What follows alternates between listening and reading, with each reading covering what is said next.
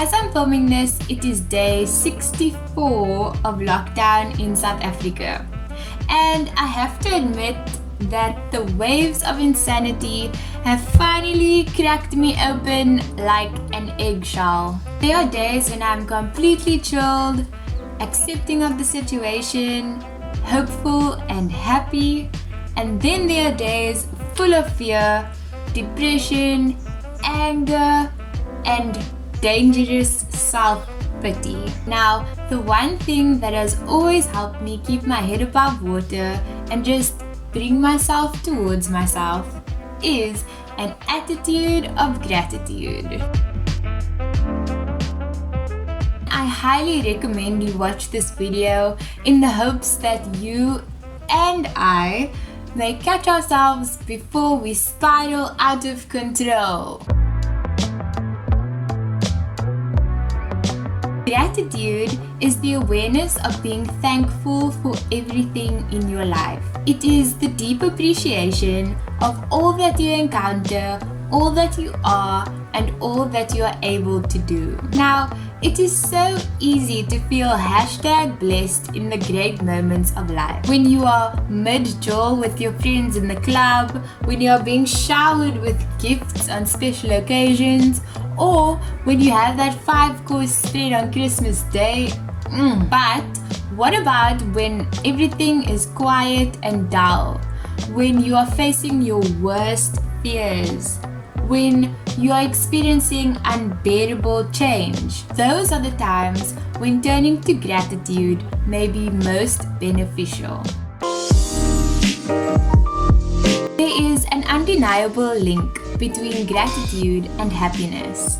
When we are grateful, we are closer to experiencing peace and fulfillment, which can only attract more positive feelings and experiences into our lives. A common example that gets portrayed when speaking about gratitude is that money can't buy happiness.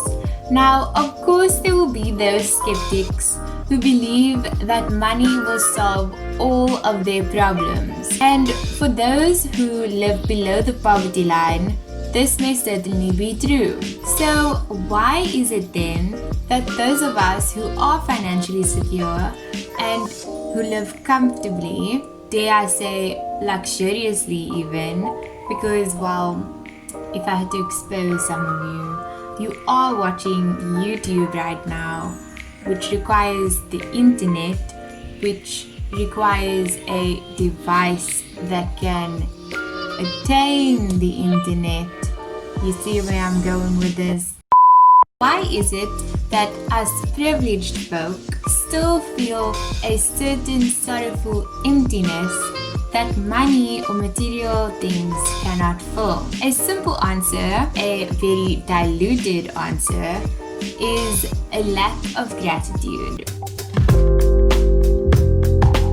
Let's go back in time to our childhood. Remember that popular Barbie doll that we so desperately needed, complete with 7 outfits for every day of the week, and how we threw tantrums to get the Barbie car and the Barbie house because, well, how was Barbie gonna get around and where was she gonna live? Then let's fast forward 2 months later when we were suddenly too cool for Barbie dolls and we were throwing tantrums for the new Bratz doll along with all of her Bratz clothes, because you obviously can't put Barbie clothes on a Bratz doll. Duh. And just like that, Barbie gets forgotten somewhere at the bottom of your toy box, along with your choo-choo train and your Tamagotchi and your Hot Wheels and your Legos. That was 5 forgotten toys that I mentioned, which equates to 5 other children that could have had a toy to play with. But because of our ungrateful, unsatisfied minds at the time, we weren't able to appreciate the toys that we had, and therefore couldn't make the connection that something that once brought us joy could possibly bring someone else joy, and so we just failed to share that joy with anyone else. Instead, we remain in a restless state of constantly waiting for the next best thing. And the ludicrous thing is, this analogy can still be applied today, even in our adulthood. When I first started believing in the power of gratitude, I learned that in order to appreciate everything that I encounter, I would need to change my perspective. I needed to recognize my privilege in every and all aspect of life and use that as fuel to fire my appreciation. Now, as well as the power of gratitude, I believe in the power of word and thought. I mention this because a simple change of one word in a phrase that we say or think at least 100 times a day will have the biggest impact on our attitude and overall frame of mind. Changing the phrase from I have to do something to I get to do something immediately changes our attitude from negative to positive. For example, changing I have to do the laundry today to I get to do the laundry today helps us realize how fortunate we are that we have many clothes to wear throughout the week that need washing.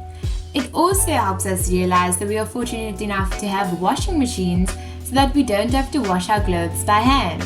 In the same vein, changing I have to go to work or school today to I get to go to work or school today helps us realize how fortunate we are to earn an income or gain invaluable knowledge that many people may never receive. In relation to this lockdown, many people have unfortunately lost their jobs. And since schools and universities have moved online, there's definitely a large percentage of students who are missing out or falling behind on important work due to the lack of access to the internet.